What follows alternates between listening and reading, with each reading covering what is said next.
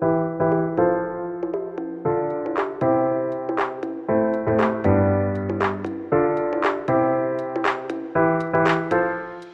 à tous, aujourd'hui donc je vais vous montrer le prochain projet qui va m'occuper les prochains jours, à savoir une toute nouvelle Porsche 911 type 992.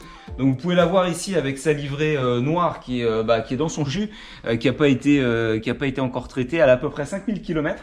Donc une nouvelle teinte, c'est pas le noir basalte qu'on avait l'habitude de voir sur les 991, les 997 et autres. Là c'est une toute nouvelle teinte, donc on va voir un petit peu justement avec le traitement céramique que m'a commandé le client, le rendu qu'on peut obtenir sur cette teinte. À mon avis ça risque d'être assez sympa. Alors là pour vous expliquer un petit peu ce qu'on m'a demandé, donc programme traitement VN céramique, donc spécifique pour la 911, donc avec un travail vraiment spécifique de détail au niveau des formes, parce que vous pouvez le voir là notamment au niveau des optiques arrière qui sont toujours en fait très torturées en termes de design, traitement aussi au niveau des parties noires laquées. Vous voyez par exemple les parties même en plastique brut, tout ça va être traité dans le programme céramique type VN. Donc pas mal de travail au niveau des détails, et c'est ça qui est assez intéressant sur ces voitures. Au passage, on pourra apprécier donc le nouveau design sur le feu complet arrière à LED, donc un bandeau vraiment complet rouge qui est absolument superbe en termes d'éclairage, et avec effectivement le troisième feu maintenant qui est intégré au niveau de la grille d'aération pour le moteur. Donc ça c'est assez sympa. Alors effectivement au niveau du design, comment dire, un objet un petit peu on va dire polémique, dans le sens où effectivement le pare-choc arrière maintenant est assez démesuré, notamment en termes de hauteur. Alors on aime ou on n'aime pas, mais pour le moins, ça lui renforce un petit peu le design. Elle est beaucoup plus musquée, beaucoup plus trapue au niveau de l'arrière. Ce que m'a demandé aussi le client, c'est l'option donc traitement des roues en céramique, donc le traitement intégral, à savoir avec démontage. Donc sur ces roues-là, vous avez vu qu'effectivement c'est un dessin de jantes qui est aussi assez compliqué, puisqu'on a des gorges ici, donc on a aussi une double finition avec ici donc un bord rectifié verni et une partie aussi peinte. Donc le programme en fait traitement complet sur les roues comprend effectivement donc la décontamination, le polissage des surfaces, l'application donc d'un bicouche céramique haute température spécifique pour les jantes, mais aussi sur les étriers. Donc ça a été demandé par le client. Et aussi au niveau des surfaces vitrées, donc un traitement céramique hydrophobe pour toutes les surfaces vitrées. J'ai pas eu effectivement de demande spécifique pour l'intérieur, le client a souhaité le faire lui-même, très bien, mais ça me permet quand même de vous montrer un petit peu l'intérieur parce que c'est assez sympa. Au passage, si j'ouvre la voiture, on voit effectivement donc le nouveau système d'ouverture des poignées de porte qui est quand même assez sympathique. Et donc on appréciera aussi donc l'intérieur avec le nouveau design. Alors c'est sobre, ça peut paraître austère pour certains, moi je trouve absolument superbe l'intérieur, les finitions en plus cuir étendu, le nouveau tableau de bord avec les nouveaux éléments de commande, juste à la limite la commande au niveau de la boîte de vitesse que je trouve un petit peu trop simpliste à mon goût, mais voilà, on appréciera quand même le dessin intérieur, le dessin des sièges, le rappel de la finition, à savoir Carrera 4S sur la coudoir centrale. Voilà, c'est du Porsche, de toute façon on n'est pas dépaysé à ce niveau là. Voilà, ce que je vous propose maintenant, c'est de commencer à travailler sur la voiture, donc sur les phases pré-lavage, lavage, décontamination, polissage de finition, ce qui est prévu donc dans la formule, et vous allez pouvoir me suivre effectivement sur toutes les étapes, et à la fin on se retrouve pour effectivement montrer donc le rendu final qui risque à mon avis d'être explosif. Allez, à plus.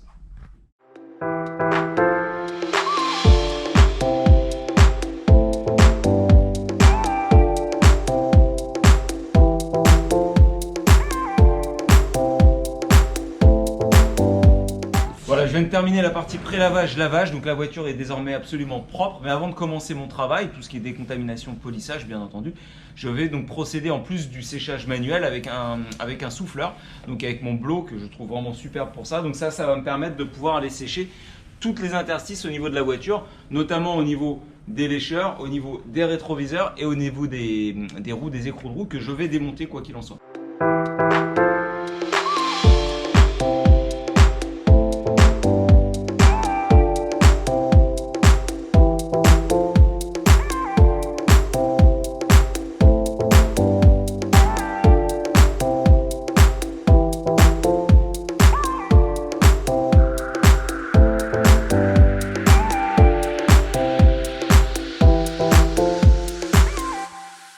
Voilà, voilà, du coup j'ai décidé de commencer donc par le traitement des roues. Donc ça passe par le démontage complet. Donc là j'ai déjà prédesserré mes écrous.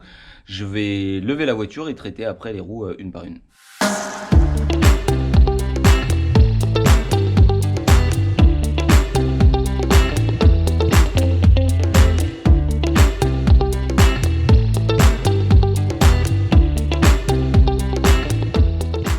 Voilà, j'ai démonté les 4 roues, donc maintenant il me reste à peaufiner un petit peu le nettoyage, parce que je vois que j'ai été un peu rapide sur certains endroits, ce qui est normal, hein, avec l'accessibilité, souvent on ne peut pas avoir un nettoyage absolument parfait du premier coup, d'où l'intérêt de les démonter. Donc ensuite, décontamination complètement des supports chimiques et mécaniques avec la clé. Polissage donc de finition, parce qu'il n'y a pas énormément de défauts à corriger. Dégraissage avant d'appliquer donc le bicouche céramique sur les jantes et sur les étriers.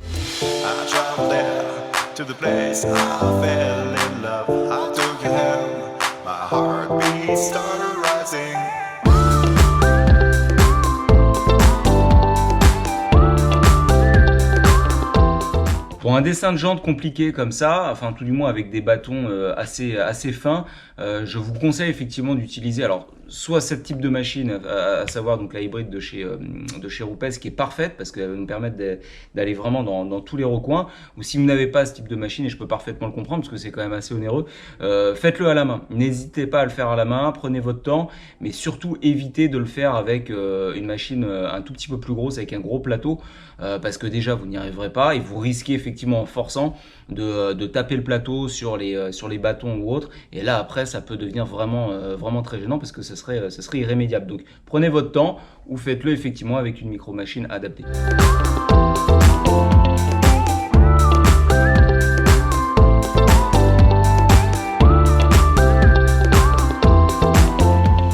Voilà, je viens de terminer donc la préparation complète des 4 jantes, donc avec le dégraissage final. Il me reste plus donc à appliquer le traitement céramique en bicouche. Alors j'ai choisi le Rims de Fictech. Alors c'est un traitement spécifique pour les roues. Pourquoi? Notamment parce que il a une tenue en fait à la température améliorée. On va de mémoire, je crois, jusqu'à à peu près 900 degrés. Donc ça, c'est vraiment très intéressant cette barrière thermique. Pourquoi?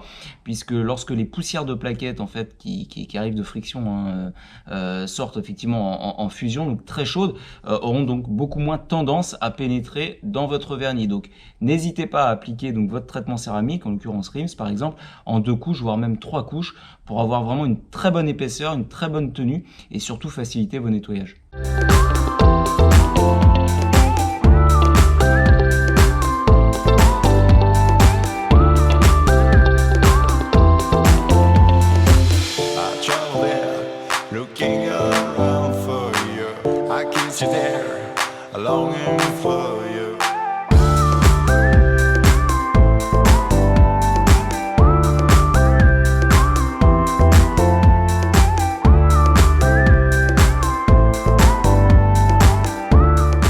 Je viens juste de terminer le bicouche céramique sur les jantes, donc elles sont maintenant terminées. Elles ont donc un look absolument superbe grâce au traitement, donc beaucoup de brillance. Donc ça c'est vraiment le propre du traitement céramique. Ce qu'il me reste à faire maintenant, c'est tout simplement durcir le traitement sous lampe infrarouge. Donc c'est grâce à cet appareil que je vais pouvoir le faire, donc avec les 6 panneaux infrarouges qui vont me permettre de pouvoir donc de durcir le traitement céramique à cœur sur les roues, donc de renforcer encore plus la résistance du traitement, de donner encore un petit peu plus de brillance. Donc ça nécessite effectivement un durcissement pendant à peu près 10 minutes sur chaque face, donc sur le recto et sur le verso. Et en attendant, moi, ce que je vais faire, en laissant effectivement donc les lampes infrarouges faire leur travail, c'est que je vais m'occuper des passages de roues. Parce que ça aussi, c'est compris dans la formule, sur le démontage des roues, que ce soit sur un VN ou sur un VO, le traitement effectivement de tous les passages de roues. Donc là, on peut voir effectivement les passages de roue, donc bien que le véhicule n'ait que 5000 km, il présente quand même un petit peu de saleté. Donc effectivement tout ça va être nettoyé et ensuite aussi traité, donc toutes les parties plastiques traitées en céramique. Au même titre que les étriers de frein. Donc même process là que pour les jantes, polissage, dégraissage et application donc du traitement céramique en bicouche.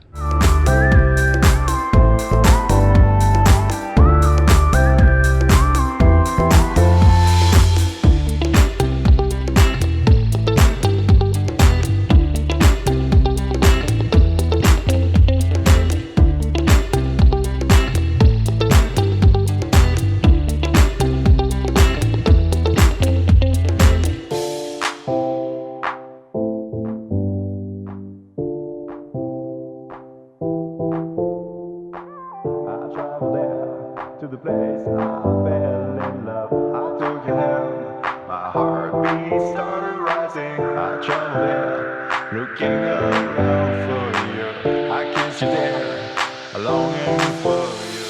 Voilà, je viens de terminer le séchage sous lampe infrarouge des jantes, comme vous avez pu le voir. Les passages de roues sont nettoyés et les passages de roues sont traités.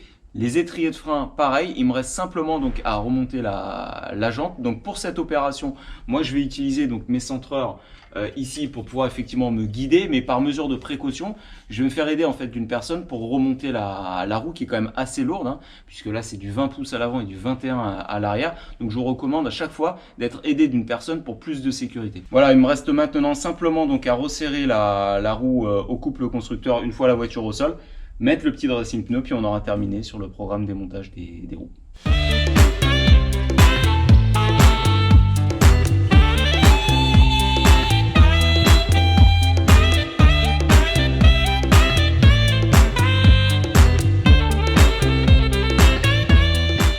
Je viens de terminer donc de remonter les roues, je vais donc m'attaquer à la carrosserie. Donc en premier lieu, la décontamination de surface, parce que même si le véhicule est très récent, là on parle d'un véhicule qui a 5000 km, il peut proposer déjà une contamination de surface, notamment sur les parties basses, ou si le véhicule avait été stocké par exemple avant d'être livré au client sur un parc automobile, il peut proposer aussi des polluants sur les parties horizontales. Voilà, donc une décontamination absolument indispensable avant de commencer le polissage de correction ou même de finition. Ensuite, si je regarde l'état du vernis, alors on peut voir effectivement quelques petits défauts de surface, des swirls classiques. Ici, j'avais repéré aussi un tout petit peu d'hologramme, rien de bien méchant, hein. J'ai déjà vu bien pire. Si je force un peu l'éclairage, donc on peut voir sur le bouclier arrière effectivement pas mal de petits défauts à rattraper. Bon, c'est pas non plus catastrophique, hein. Ça va à mon avis partir très très largement sur la phase de finition qui est comprise sur la formule.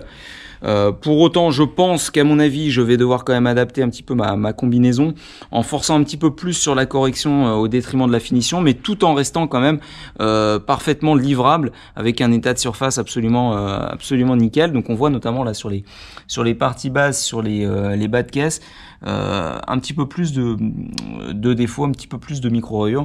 Mais voilà, globalement, on a vu déjà bien pire. Je sais pas si vous vous rappelez notamment la vidéo que j'avais pu faire sur la Tesla, où là, c'était quand même beaucoup plus problématique.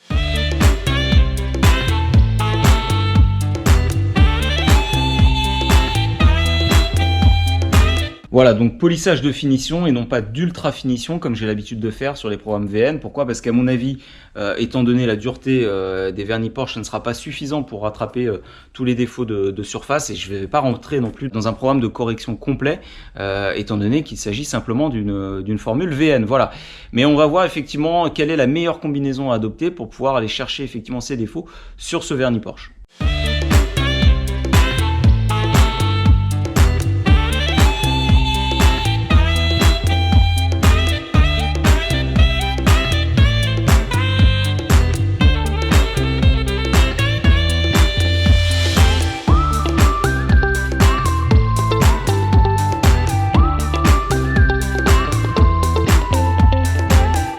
Alors au final, j'ai fait un test donc avec un polish intensif, donc qui me permet quand même d'avoir à la fois une bonne correction et une bonne finition. En l'occurrence, j'ai utilisé le Cut and Finish de chez Sonax, qui est un polish que j'utilise assez régulièrement quand je vais arriver à m'en sortir en une passe. Donc là, on peut voir effectivement que en une passe avec un pad intermédiaire, donc le pad intermédiaire de Fictech, le orange, le médium, j'arrive à la fois à avoir donc une bonne correction de tous ces micro-défauts, mais aussi une bonne finition sur ce noir intense. Donc au final, voilà, en une passe, sur le peu de défauts que l'on pouvait constater, on arrive à s'en sortir. Donc je pense pouvoir utiliser en fait cette combinaison-là partout sur le véhicule, à moins qu'à un moment, effectivement, je trouve un défaut un petit peu plus profond et j'adapterai.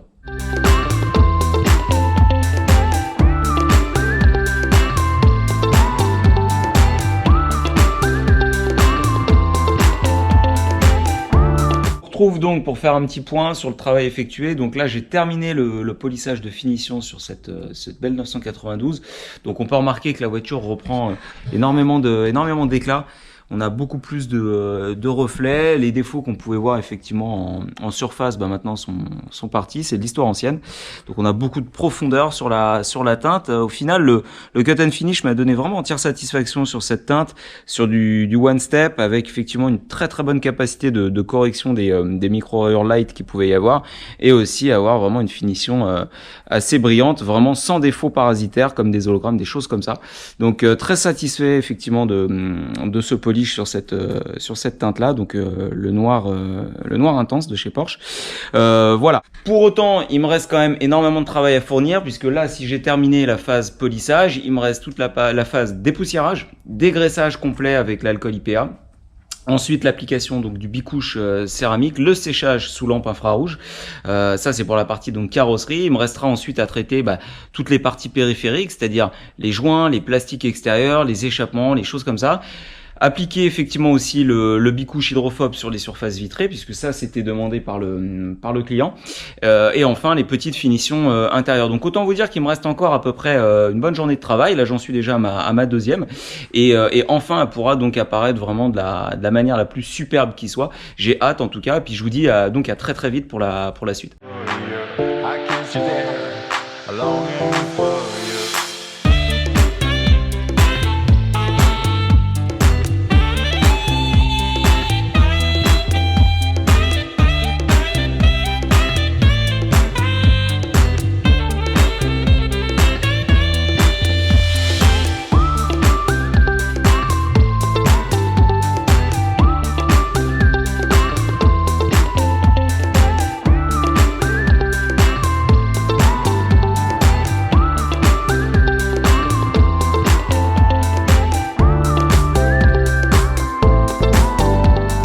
Et voilà, maintenant j'ai terminé la voiture, on voit quelques petits détails près.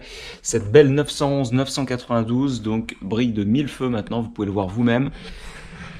C'est absolument plus la même chose que ce que l'on a pu voir au tout début de cette vidéo quand on me l'a amené. Effectivement là, le noir intense ressort magnifiquement. Alors c'était à prévoir, je me doutais. Personnellement, j'aime beaucoup le métallisé, qui diffère beaucoup par rapport au noir basalte qu'on a l'habitude de voir sur les Porsche. Là personnellement, vraiment un gros coup de cœur sur ce noir. Il me semble que j'avais traité déjà par le passé une 991 phase 2 Turbo S qui était en noir intense, mais à vérifier. Je suis pas sûr de la teinte, mais là pour le coup, on a beaucoup de brillance, un rendu vraiment superbe.